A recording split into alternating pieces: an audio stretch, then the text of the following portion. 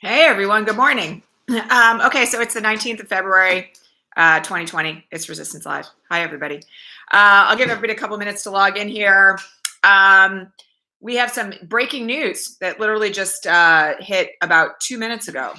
So I'll wait a minute till we've got everybody logged in to kind of talk about that. But quick note for the top of the broadcast. Many of you saw my post on Twitter yesterday that I have been ordered off Twitter. This is going to be tough for me because you all know, like, I'm on there a lot. I've been ordered off Twitter by my book editors until my manuscript is done, basically. We're on a really tight deadline now to get this thing finished. I have to have the draft manuscript done by the 15th of April, or bad things are going to happen. So long conversation yesterday with my my book editors and my book agent, and basically everyone was like, how much time do you think you'd clear up in your workday if you just stayed off Twitter for like the duration?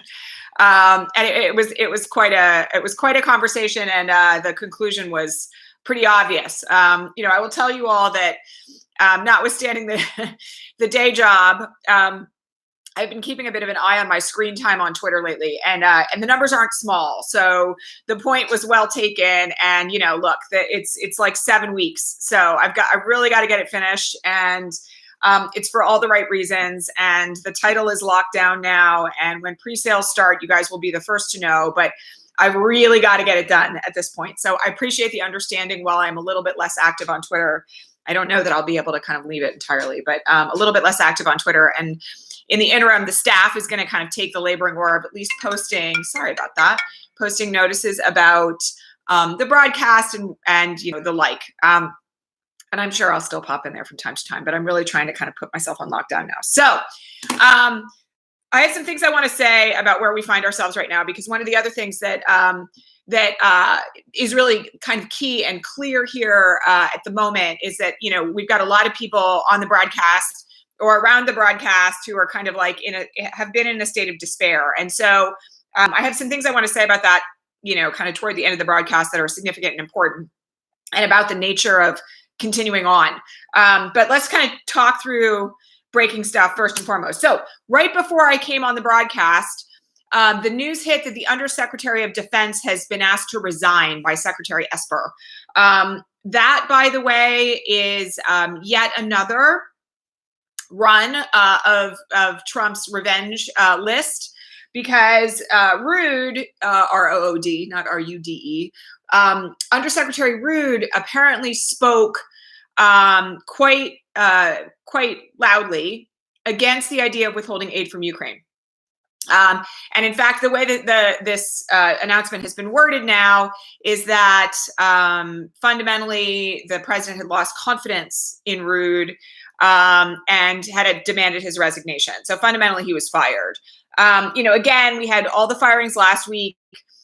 This is another sign that the president has not, in fact, been limited by the impeached, by being impeached, but instead is proceeding to execute on his enemies list from the standpoint of removing people from their posts who opposed him. Again, really bad sign for the state of democracy in this country. Really bad sign, by the way, from the standpoint of diplomacy and international affairs. Because obviously we need people in the government, and particularly in the Pentagon, who are willing to push back on what the president is trying to do, and fundamentally provide a viewpoint that maintains our relationships overseas and also hopefully maintains peace. So very kind of curious, odd bit of breaking news this morning. Again, in the same chain of firing the Vindman brothers last week, and the ongoing efforts to recall, Gordon Sondland being recalled, to really kind of get back at the people who spoke out against him for purposes of impeachment. All right. Rachel Maddow did a piece last night on the chain of command at the Southern District of New York, and we had a whole bunch of questions about this from a legal standpoint. So let me just say one thing here. It's pretty clear from Rachel's reporting last night that the Sovereign District of New York, as we have discussed it on this broadcast for more than 3 years now, is no longer sovereign. And that in and of itself should concern people for a variety of reasons. The first is that, of course, there have been multiple investigations into the Trump Organization and the president himself that originated out of the Southern District of New York. Furthermore, that is the jurisdiction that handled the Stormy Daniels payoff, everything that went along with that, Michael Cohen's prosecution. There have been ongoing investigations into other aspects of the Trump organization's functionality. Deutsche Bank is headquartered there in the United States. So, again, lots of reasons to be concerned. I will remind you all that Jeffrey Berman took over as the U.S. Attorney for the Southern District of New York when Preet Bharara was fired. Jeffrey Berman is one of Rudy Giuliani's ex-law partners. He has, by the way, recused himself from several cases. Robert Khuzami, who is somebody who a long time ago I happened to know, worked for Deutsche Bank, is currently in the Southern District of New York's office. If somebody asked me if I think he's compromised, I'll just let you all know that he used to be the head of the Securities and Exchange Commission. When I knew him and when I knew people who worked for him, his reputation was absolutely stellar. So he went from the Securities and Exchange Commission to Deutsche Bank, and now he's at the U.S. Attorney's Office for the Southern District of New York, kind of second in command. I have not known him to be anyone who was compromised in any way, shape, or form. But, that again, it's been, 13 or 14 years since I knew Robert in a professional capacity. So in any event, the real concern here coming out of Rachel's reporting last night is that, as you all know, if you've been watching the broadcast for some time, the Sovereign District of New York has functioned in a unique role in relation to the Department of Justice for quite some time. It has long been considered the most powerful U.S. Attorney's office in the country. During the time that I practiced in the Southern District of New York, I will tell you that it was universally respected from the standpoint of holding banks accountable. Preet Bharara had a stellar reputation when he was in the role of U.S. Attorney there, as you all know. And fundamentally, the Southern District of New York, for as long as I was there, keep in mind I didn't practice in the U.S. Attorney's Office, but I was located in the Southern District of New York and doing securities fraud litigation. So one of the things that they were known for was really being separate and apart from the usual chain of command of the Department of Justice. And it's one of the reasons why many of us who have practiced in Manhattan thought for quite some time that one of the saving graces of the Department of Justice would be the independence of the Southern District of New York. Now, for several months now, many of you have been asking, what happened to all these investigations in the Southern District of New York? And I kept reminding you, as any good lawyer who's familiar with the workings of the Southern District of New York would, that when grand juries are impaneled, those are confidential. And the DOJ has a policy of not normally speaking on the record about ongoing investigations. Well, Rachel's broadcasting, unfortunately, last night made very clear that Bill Barr has now interfered in the chain of command in the Southern District of New York, including by inquiring about the prosecution of Michael Cohen all the way back to, more than a year ago at this point. He has made his authority known over other investigations. And apparently some of the ongoing investigations that were in place when Jeff Sessions was the AG have been stalled at bare minimum, if not stopped. This, again, should be of grave concern to anyone who's interested in living in a democracy, because the idea that no one is above the law and that we hold people who commit crimes accountable is a key feature of the judicial branch of our government. If the Southern District of New York does not have the authority to investigate the president's people, the president's associates, the president's companies, the president's foundation, the actions of the president within their jurisdiction, and all of his people, fundamentally, the president is above the law. And, I will remind you all that in addition to all of this, we have this weird declaration that the president made late last year that he no longer was considering himself to be a resident of the Southern District of New York, that in fact he was declaring residency in Florida at Mar-a-Lago, which may also, by the way, have been an effort to evade the jurisdiction of the Southern District of New York U.S. Attorney's Office. So, at this point, this raises very significant red flags. And again, I feel like this is kind of like the ongoing conversation that we're going to be having now about the functionality of the Department of Justice in this country. For the last 2 weeks, lots of lawyers, myself included, lots of legal commentators who are, like internet folks and, national television folks have been really sounding alarm bells about the state of the Department of Justice, given Bill Barr's intervention in ways that no attorney general before now, at least since Nixon, has sought to intervene in the processes of the Department of Justice to hold people accountable when they violate the law. So, we're in a situation right now where, again, it's unprecedented. And nobody really knows at this point. Again, this is one of those situations where as long as Barr is in office and Trump is in office, all of this is likely to continue and get worse. No one really knows what the outcome of this is going to be at this point. other than that we know that there's now at bare minimum been a stall in the processes of holding the president and his people accountable in the Southern District of New York. And again, I will remind you all, we talked about the impeachment of Bill Barr yesterday. We've talked about how that impeachment process could work in the last couple of weeks specifically. And now we have, just to put the icing on the cake, this weird little play by the Attorney General over the last couple of days. And there was more breaking news on this last night. So, the president tweets out about Bill Barr yesterday morning and the Department of Justice and the Roger Stone case again. This is after there was this kind of like for show statement by Bill Barr at the end of last week that the president needed to stop tweeting because it was interfering with his ability to do his job, which anybody who was watching that with any common sense knew was an effort by the Attorney General to just cover up what was really going on. So yesterday, Bill Barr walked into the White House shortly after the time that the president tweeted. And then we got all this breaking news all at once from multiple sources in the DOJ that Barr was considering resigning over the president's refusal to stop tweeting about his work at the DOJ. Okay, I'm just going to say this really clearly right now.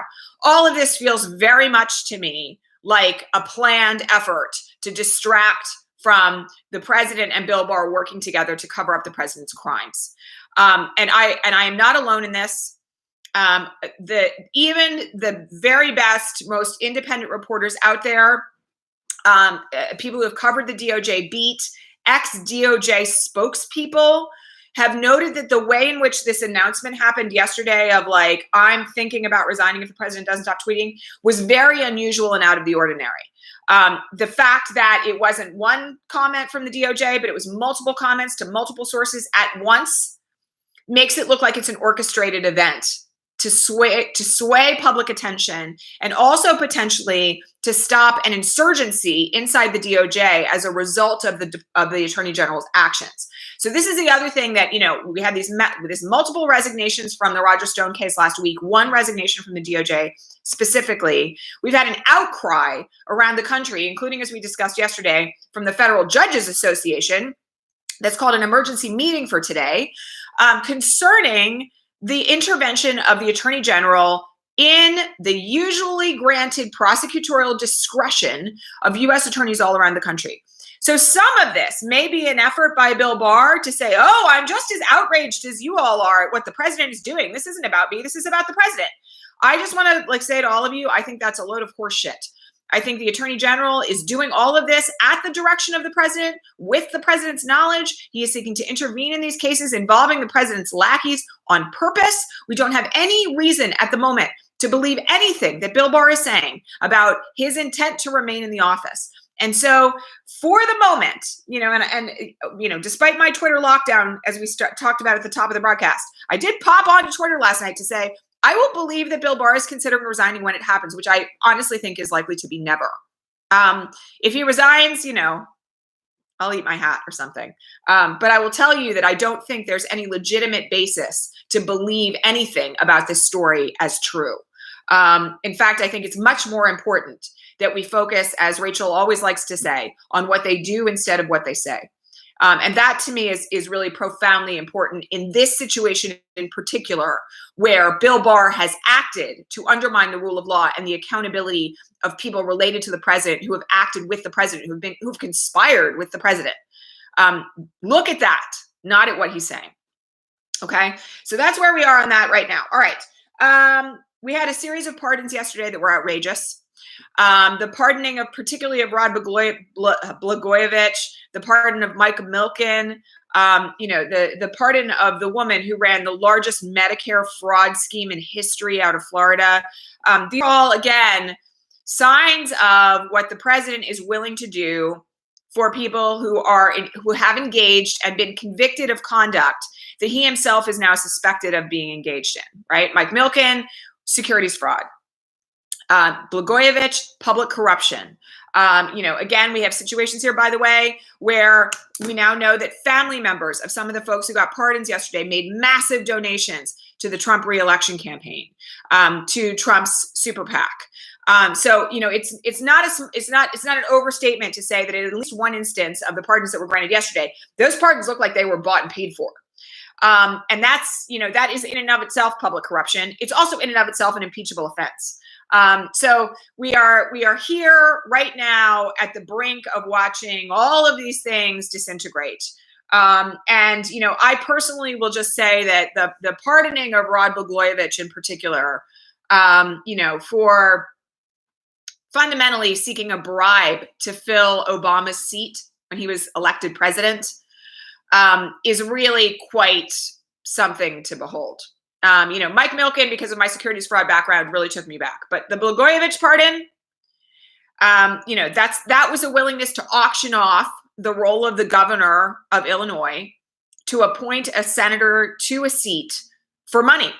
I mean, it was like a direct bribery public corruption case. And that pardon is a sign of what the president is willing to do going forward. So, I have long said, we had a lot of questions yesterday, and there was a lot of discussion yesterday about a pardon for Manafort or a pardon for Stone. You all know, again, for those of you who've been watching for some time, even 6 months ago, I thought a pardon of Manafort was off the table because it would be so instantly considered to be an impeachable offense. I think we're in a very different position today. And frankly, he may not choose to pardon Manafort until we're through the throes of the election. God forbid he is reelected. But I don't think it's out of the question at all, given what we saw yesterday and what we've seen since he was acquitted in impeachment, for him to pardon his friends. And there was some discussion last night about him pardoning himself, which fundamentally is considered illegal under the Constitution. That doesn't mean he's not going to try it. So in any event, that's that. All right. We had some questions this morning about Bernie's medical records. So, again, I said yesterday, and I want to make very clear that at this point, I know we have a lot of followers here who are Bernie supporters. I'm going to endeavor to be a little bit more mindful about my tone in the way that we discuss all of this. All that said, Bernie's press secretary went on CNN this morning and claimed that Bloomberg had multiple heart attacks, which is not true, flat out fabrication, and also claimed that the attempt to seek Bernie's medical records concerning his heart attack was the same as the racist smear of the Obama birth certificate, that was fundamentally an ongoing racist campaign to undermine the proper election of President Obama. I will tell you that I think we have to be very, very careful right now, not only about the issue of falsehoods in the media. Again, I want to remind you all that we have to endeavor to be better than what we're facing down. Claiming that Bloomberg has had multiple heart attacks when he hasn't is not a legitimate campaign strategy, in my opinion. And I'll also just add that, Elizabeth Warren released medical records yesterday, for all time, for decades.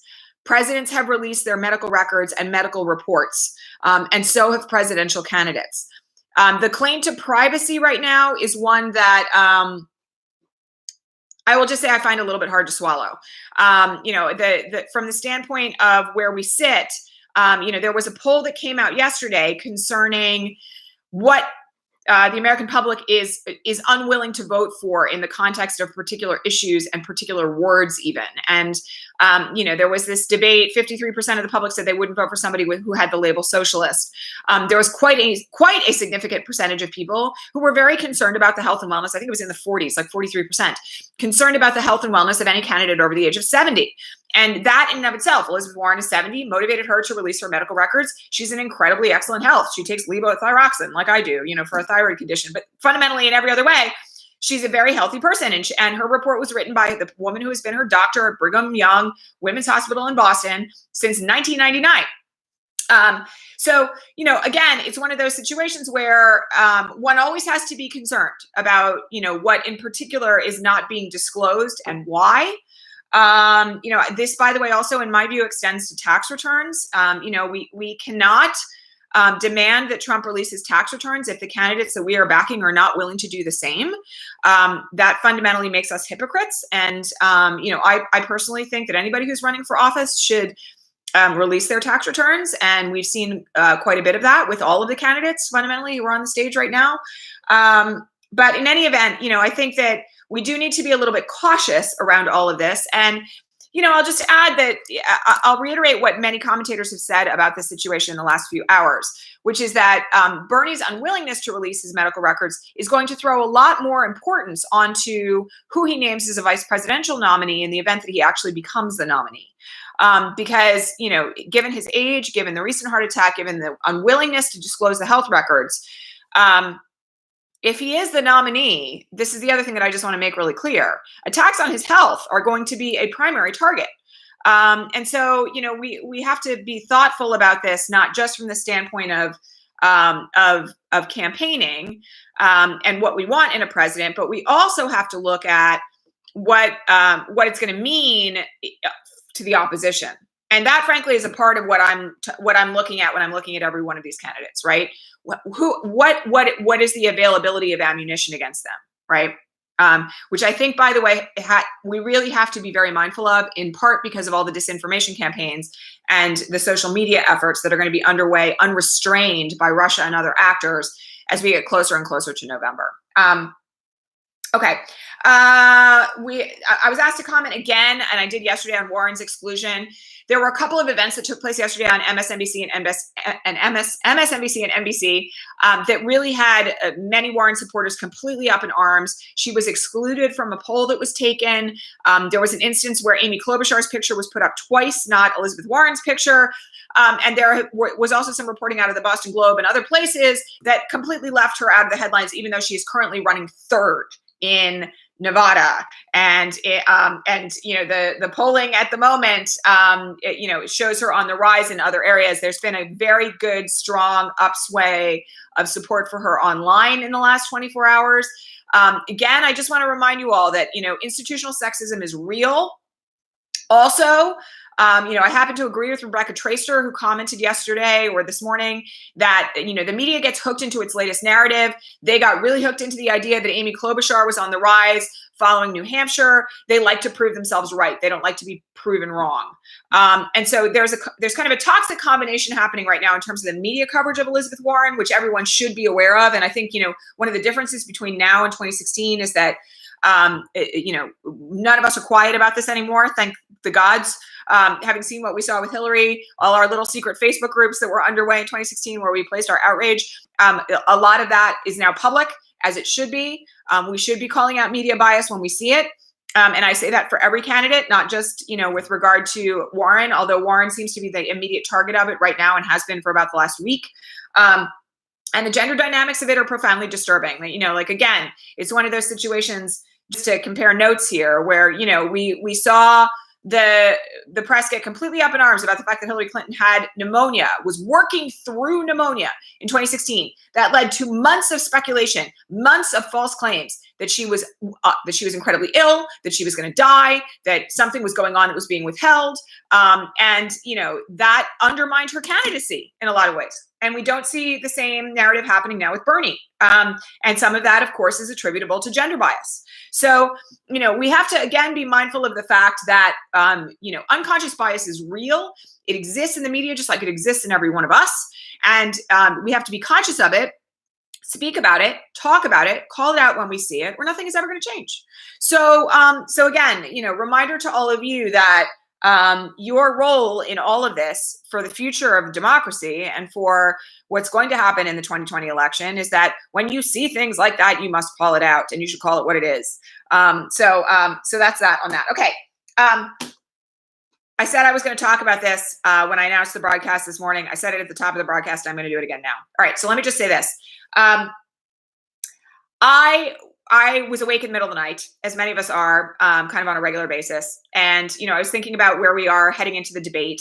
And I was thinking about, where we are going to be as we head into the election in November, and where a lot of us find ourselves right now in this kind of like constant state of despair.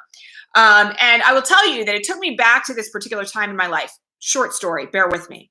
When I went after the person who assaulted me as a child. Many of you know this. I talk about this every once in a while. I took the guy who molested me to court when I was 19 and 20.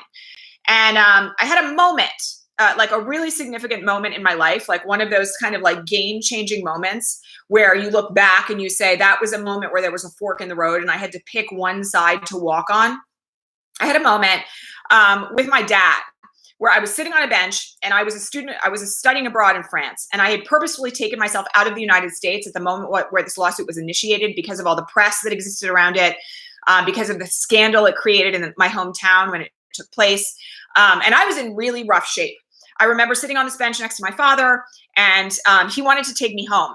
And he was so seriously concerned about, like, I had diagnosed PTSD. He was very concerned about my mental health.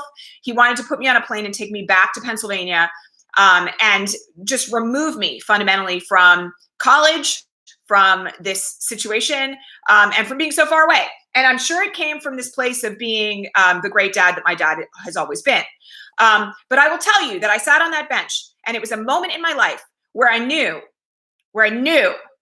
that if I didn't pick myself up and dig myself out of the pit that I was in and choose to fight for my own life and to fight for the things that I believed in and to keep going, you know, to make a decision that no matter how dire it all looked and how desperate I felt and how much I was in a place of despair, that if I did not choose to do that for myself, I would not ever have the life that I wanted. And, you know, that sounds very dramatic, but it's really true.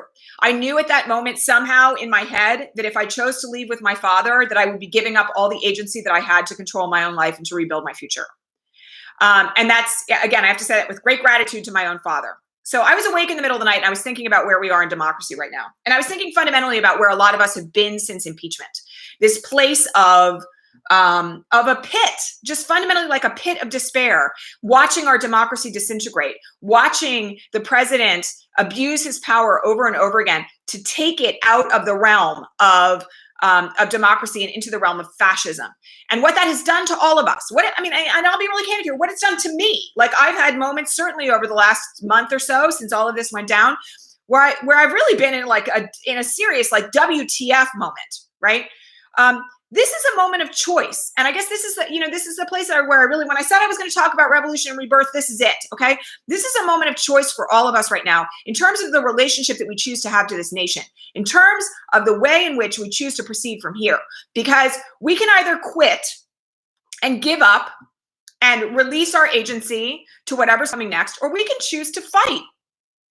And that means certain things for every one of us, right? It means, for instance, that we may choose to engage differently now than we have for the last 3.5 years, right? It may mean that we choose to do certain things locally and in person rather than so much online. It may mean that we choose to engage in ways that are more dramatic than what we have done in the past, right? It's going to mean something different for every one of us. But I will say this, okay? The thing about that point of decision, the thing about that moment where you know that everything is on the line, and I say that whether it's for you personally, whether it's in the story that I just told when I was 19 years old, whether it's at the moment that the breaking point that we are at right now in this nation, the thing about that moment is that you can choose to rebuild it all from the ground up. And, you know, that fundamentally is a moment that we are going to have to be in if we choose to proceed from here, okay? Because our institutions are being kind of ground down into the dust. We are going to be walking through ashes for the foreseeable future until Trump is removed, and it's going to get worse. But the real question that we have to ask ourselves right now is, what are we going to do in the face of that?